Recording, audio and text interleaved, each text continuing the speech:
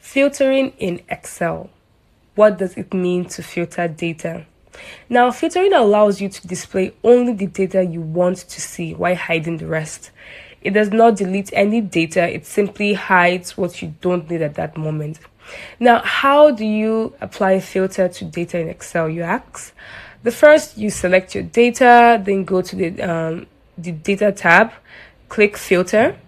You would see a drop-down arrow appear at the top of each column.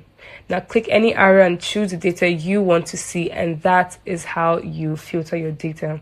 So in case you are working with like a large data and you want to see a specific theme, maybe you want to see people in a specific region, or you want to see people who bought a certain product, you can filter by that product or that region.